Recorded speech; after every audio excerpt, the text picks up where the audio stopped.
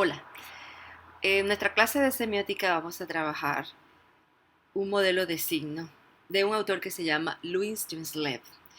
Bueno, ¿para qué nos sirven estos modelos de signo? Para entender el fenómeno de la significación. Él parte de una idea muy específica. Él dice que todo está constituido por un continuum energético preyacente, ¿sí? Y que el lenguaje es la forma de segmentar ese continuum y va a establecer unos linderos y lo que está dentro de esos linderos es lo que conforma nuestra realidad. ¿Qué significa esto en pocas palabras? Que el lenguaje es el que media la interpretación de esa realidad. O sea que lo que está por fuera de ese lenguaje está por fuera de nuestra realidad, ¿sí? Por eso hablamos de que hay muchas cosas por fuera que hacen parte de ese continuum energético, pero que no están reflejadas en dichos lenguajes. Él está pensando en lengua, pero hoy en día podemos hablar de los distintos de lenguajes que nos permiten establecer una interpretación sobre nuestro propio entorno, sobre nosotros mismos. Entonces, vamos a ver el modelo. Él propone un modelo doblemente binario, que significa que tiene dos partes que a su vez cada una tiene dos partes. La primera parte es el plano de la expresión, ¿sí? El plano de la expresión en este caso es el mismo signo que va a tomar este nombre. Voy a darles ejemplo aquí rapidito. Esta es una estatuilla, es un signo que representa a la estatua real que está en Nueva York, ¿verdad? No es la estatua real. Esta es una fotografía que representa al chico real, al chico de carne y hueso. Por lo tanto, es un signo. Pero también tenemos la bandera de Colombia. Los signos tienen muchas modalidades, ¿no? Aquí tenemos la bandera de Colombia, que también es un signo y está en vez del país o tiene otros objetos de representación. Bueno, entonces, el signo es el plano de la expresión. A ese signo le podemos hacer un análisis descriptivo, porque este autor, él está basando toda su teoría en el estructuralismo, ¿sí? Entonces, dado que basa su teoría en esto, entonces aplica un análisis descriptivo de su sustancia y de su forma. Bueno, vamos a mirar un poco. Primero estamos trabajando, ojo, no lo olvidemos, estamos trabajando el plano de la expresión. Entonces dice que el plano de la expresión, a él se le puede describir la forma. Bueno, pero cuando nosotros nos hablan de forma, podemos pensar inmediatamente, pensamos en más bien cosas que vemos, ¿no? Entonces vemos el círculo, vemos el triángulo, vemos el hexágono, en fin. Esas son formas, las formas abstractas. ¿Qué representa cada una de esas formas? Bueno, precisamente son abstractas y no representan nada. Pero ya cuando están representadas en algo concreto, entonces ya podemos decir que un edificio es rectangular, en fin, ya está concretado dicha forma. Bueno, entonces, aquí la primera categoría de ese plano de la expresión es describir las formas. Yo tengo aquí un poema, ¿verdad? Entonces, si a mí me dicen que explique el poema, yo no puedo decir rectangular, no puedo decir circular, no puedo decir redondo, sino que el lenguaje cambia. ¿Qué significa? Que dependiendo del campo donde cada uno de ustedes esté, entonces hay unas reglas de configuración de todos los signos que se expresan en ese campo, ¿sí? Entonces, en este campo de la lírica vamos a tener una estructura lírica. ¿Qué significa? Que explicar la forma ya tiene un lenguaje muy específico. Ya tendríamos que hablar de unas estrofas, ¿verdad? Y entonces este poema tiene, tiene tres estrofas y, por ejemplo, la primera tiene cuatro, sí, todas las cuatro tienen cuatro versos cada uno. Bueno, estamos ahí explicando las formas. Pero si a nosotros estamos en el campo del arte, nos muestran una obra pictórica, esta es una obra de Bram Bogar, entonces ya no podemos decir que está constituida por versos, que está constituida por estrofa, o es redonda o es cuadrada, sino que el lenguaje inmediatamente cambia, porque las reglas de configuración van a variar, repito, según la modalidad del signo. Entonces aquí uno dice que esta obra está destacada por su volumen tridimensional formado por un contorno irregular y por una dinámica superficie de diversas variaciones. Entonces ustedes se dan cuenta aquí cómo va cambiando el lenguaje de la forma. ¿Qué hacen, por ejemplo, en la lingüística? Cuando van a describir la forma de los sonidos de la lengua que todos usamos, ¿con qué nos vamos a encontrar? Con que la explicación de esa forma es diferente. Entonces, si a nosotros nos dicen cuál es la forma del sonido P, entonces nosotros vamos a hablar de oclusiva bilabial sorda. Pero si nos hablan de la B, vamos a hablar de oclusiva bilabial sonora. Si nos hablan de la T, oclusiva dental sorda. ¿Sí? ¿De qué depende eso? La descripción del modo o el punto de articulación con el que sale el aire, y al articular labios, lengua y diente, va a salir el sonido con una característica muy específica. Por eso hablamos que el plano de la expresión es un elemento que se puede describir desde su estructura. ¿Sí? Bueno, entonces, aquí hay varios ejemplos. Si en cambio nos vamos al campo de la música y nos preguntan por la forma de un alegro, entonces ya tenemos que olvidar las otras formas y ya estamos pensando en tempo, en velocidad, en lento o en rápido. Y si nos preguntan por la forma de un vestido, entonces ya el lenguaje cambia inmediatamente. Es una moderna creación en ciberlínea magenta, delineado y trazado sutilmente con un corte profundo de escote que converge vertiginosamente en puntos focales de luz. O sea, imagínense ustedes que precisamente es el lenguaje el que le da vida a esos signos.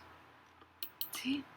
Bueno, entonces, en este plano de la expresión, como dijimos, tiene dos partes. Una es la forma y la otra es la sustancia. La sustancia también es una forma fácil de explicar. Si nos preguntan por la sustancia de esta bandera, decimos que está hecha de tela, su soporte material, ¿verdad? Pero si nos preguntan por la forma de la bandera, ya tenemos que hablar de una estructura, un plano de la expresión rectangular que está dividida en tres franjas. La primera mitad de la bandera está conformada por el color amarillo y la segunda mitad de la bandera está dividida a su vez en dos que conforman el color azul y el color rojo. Así sencillo, pero es sencillo cuando nosotros vamos a explicar la forma de una bandera, pero varía con, con los lenguajes que tengamos que explicar según el campo. Bueno, entonces ahora vamos a la sustancia de ese primer plano de la expresión. Estamos explicando la sustancia de los signos.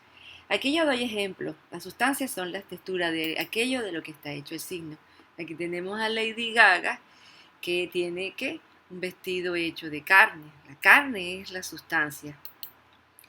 Aquí hay un ejemplo muy particular, y es que está el signo y aquello que representa. Entonces, el signo es la torta hecha a hombre, es una torta de harina y chocolate, esa sería la sustancia, ¿verdad?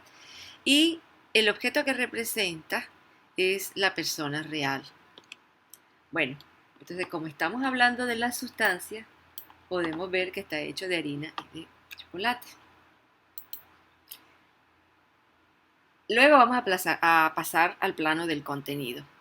Cuando nosotros nos hablan de contenido, ya no vamos a describir la sustancia y la forma de ese signo, ¿verdad? Del signo, sino que ya vamos a pasar al plano de las ideas. Cuando ya vamos a pasar a dicho plano, ya estamos pensando en una persona que percibe el signo y va a conectar con sus ideas, ¿verdad? Entonces, la forma del contenido no es la misma forma de la expresión. Como dije al principio, el signo tiene dos partes, el plano de la expresión y el plano del contenido. El plano de la expresión, repito, está hecha por sustancia y forma, Y a su vez el contenido también tiene una forma y una sustancia, pero uno tiene que explicar otra cuestión. Entonces, vamos a hablar de la forma del contenido, que se refiere al plano de las ideas.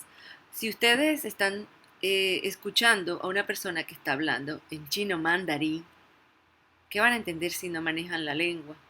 ¿Qué sucede? Que van a escuchar el plano de la expresión, pero ustedes como sujetos inteligentes, sensibles, no van a conectar con un plano de las ideas, al menos que ese hablante haga algún tipo de gestos que los pueda llevar a ustedes a conectar con ideas. Si me refiero a gestos es que, por ejemplo, hace el gesto de que por favor llámame, pero ustedes no entienden lo que está diciendo con la lengua. Entonces, el gesto ya es un signo que te conecta con esa idea de la llamada, ¿verdad? Entonces, la forma del contenido que está aquí se refiere a toda esa unidad semántica, a todo ese sistema de significado que cada persona tiene y que conecta a la hora de ver el plano de la expresión, que, que es el mismo signo, ¿verdad? Entonces, este, en pocas palabras, la forma del contenido es esa unidad semántica, toda la experiencia, todos esos conocimientos que se ponen de acuerdo en el momento para ayudarte a entender a qué se refiere ese plano de la expresión. O sea, son las ideas que conectan con eso. Y también nosotros tenemos, bueno, aquí les voy a dar un ejemplo. ¿Qué es mandala? Las veces que yo le pregunto en los cursos anteriores qué es un mandala, normalmente me dicen que son unos dibujos que venden en unos libros para que la gente los coloree y se relaje, ¿verdad? Eso para muchos jóvenes es lo que significa mandala, es la experiencia de la interpretación de la palabra como signo. Pero un mandala tiene otros significados que pueden ser manejados por otras personas.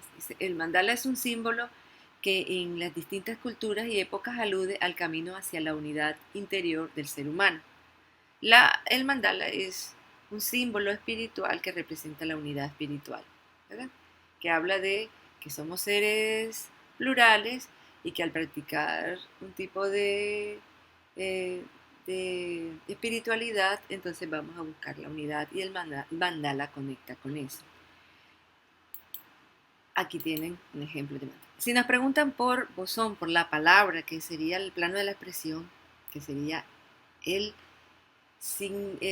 significante o plano de la expresión, entonces para conectarlo con el plano del contenido en su forma, nosotros daríamos otro tipo de explicación. En física de partícula, un bosón es uno de los dos tipos básicos de partículas elementales de la naturaleza. ¿Sí? Bueno, hay más cosas sobre el bosón. ¿Qué pasa? Que puede haber, en el caso, por ejemplo, de un físico, tendría una unidad semántica, una unidad de contenido mucho más compleja que la que tenemos los que no somos físicos.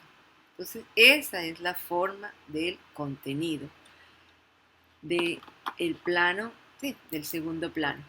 Le voy a dar el ejemplo aquí nuevamente con la bandera para trabajar entonces la última categoría del segundo plano, que es el plano del contenido, que también tiene una sustancia, pero no es la misma sustancia del plano de la expresión.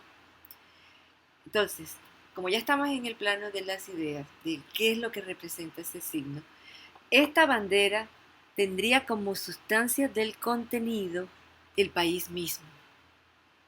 Ustedes se preguntan, ¿por qué el país mismo? Claro, porque la bandera es un símbolo que representa un país, ¿sí? Entonces, la sustancia del contenido es el país que nosotros estamos pisando. Aquí tienen una bandera que está en un estadio, ¿verdad? Esta bandera puede tener una sustancia del contenido distinta. ¿Cuál podría ser? En este caso, la bandera en ese contexto específico tiene como sustancia del contenido la selección, en este caso la selección Colombia. Pero si la vemos en otro contexto a la misma bandera, entonces podría tener otra sustancia del contenido. Si la vemos, por ejemplo, en el 7 de agosto, puestas en las casas, entonces la sustancia del contenido vendría siendo una fecha histórica. Bueno, ahí nos vamos a meter en un problema porque se supone que es algo que ya pasó en tiempos pasados, ¿verdad? ¿Cuál sería la sustancia en ese caso? ¿Sí? Si es algo que ocurrió en el pasado. Bueno, el problema del modelo de signo de Yale tendría esa limitación, que él siempre está pensando en que los signos, ¿sí?, representan cosas concretas. Entonces, esta fotografía, que es el plano de la expresión, que tendría como forma el formato fotográfico de su tamaño, ¿verdad? Y tendría como sustancia el plano de la expresión, papel fotográfico y tinta. Cuando ya nos pasamos al plano del contenido, ya vamos a pensar el plano de las ideas, entonces forma del contenido todas las ideas que nos asocian. Por ejemplo, nosotros no lo conocemos, entonces tendríamos unas ideas muy básicas, ¿no? Que es un chico joven, que es un chico, podría ser latinoamericano, en fin, que podría pertenecer a una clase social, en fin, toda una serie de ideas que nos va a permitir conectarnos con este signo en la forma del contenido. Y si nos hablan de la sustancia del contenido, entonces sería el chico real, porque este es el signo y la sustancia del contenido es la persona de carne y hueso que está fotografiada, ¿sí? Entonces, por ejemplo, en un caso, por ejemplo, de la moneda, que nosotros podríamos, ahora estemos pensando en plano del contenido, que nos preguntan por la forma del contenido, podemos asociar muchas ideas alrededor de él, ¿no? Ideas que contenido, valor de cambio, podría decir uno a qué cultura pertenece, en fin, muchas ideas alrededor de la moneda de 1.000 pesos. Pero cuando hablan de la sustancia, del contenido, y cuando yo le he preguntado a muchos estudiantes, me dicen, ay, 100 pesos, ¿qué son 100 pesos? Ustedes no saben, o sea, no tienen algo que me digan 100 pesos, porque esto precisamente es el signo, el valor que representa un valor abstracto. Entonces, este signo, 100 pesos, no tendría una sustancia del contenido porque su valor es abstracto. Entonces, el modelo de Yale tendría esa limitante, que no todos los signos, por ejemplo, no todas las palabras representan algo concreto, ¿sí? La palabra justicia no representa una cosa concreta que podamos tocar, que tiene consecuencias reales, pero no lo podemos. El amor, la libertad, ¿sí?, que se consideran signos concretos. Eh, por ejemplo, si este chico estuviera muerto, entonces, ¿cuál sería su sustancia del contenido? Ya dejó de existir, ¿sí? Entonces, hay que tener en cuenta eso. Bueno, queridos chicos, entonces espero eh, que esto sea de gran utilidad.